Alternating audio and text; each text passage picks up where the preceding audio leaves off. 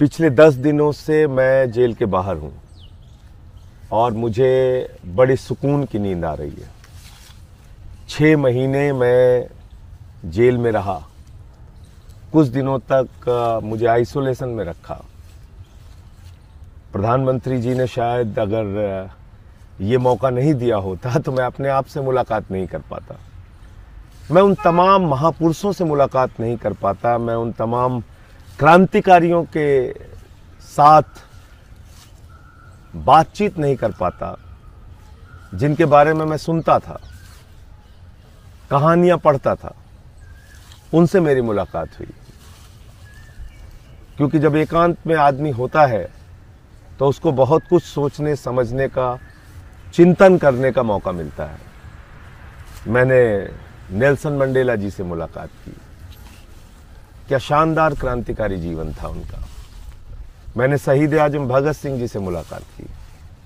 23 साल का एक नौजवान कैसे हिंदुस्तान की आज़ादी के लिए अपना सब कुछ न्यौछावर कर सकता है, ये जाना उनको पढ़कर। मैंने अशफाक उल्लाह जी से मुलाकात की।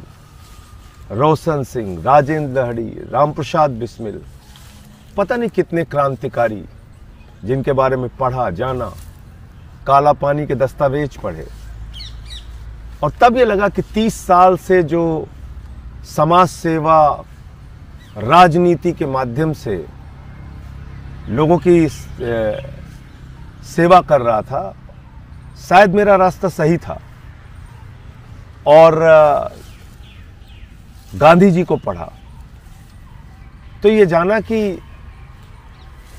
हम तो सही रास्ते पे चल रहे थे। शायद ये 6 महीने के जेल का सफ़र नहीं होता तो मैं ये नहीं सोच पाता कि मैं जो कर रहा था, जिस संघर्ष के रास्ते पे चल रहा था, वो कितना सही है या गलत है। तो मैं तो धन्यवाद देना चाहूँगा प्रधानमंत्री नरेंद्र मोदी जी का कि उन्होंने ये अवसर मुझे दिया अपने आप से बात करने का, अपने रास्ते को और मजबूत बनाने का। मैं 6 महीने जेल की यात्रा से और तप कर निकला हूं आगे के रास्ते को तैयार करने के लिए, आगे के रास्ते को और मजबूत करने के लिए। और एक बात मैं और कहना चाहता हूं कि हो सकता है कि आज बहुत सारे माध्यम बिक गए हों, लेकिन इतिहास कभी नहीं बिकता।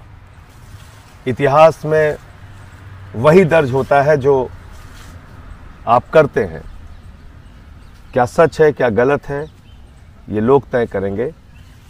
लेकिन किस मंशा से प्रधानमंत्री जी ने मुझे जेल भेजा मैं नहीं जानता, लेकिन उनकी जो भी मंशा रही हो, मैं इतना ही कह सकता हूं कि आपको बहुत बहुत धन्यवाद मोदी जी। आपने 30 साल के मेरे संघर्ष के जीवन को और मजबूत बनाया और ये भरोसा दिलाया कि मैं जो काम कर रहा था वो बिल्कुल सही था और आगे और मजबूती से उसी रास्ते पे बढ़ूंगा।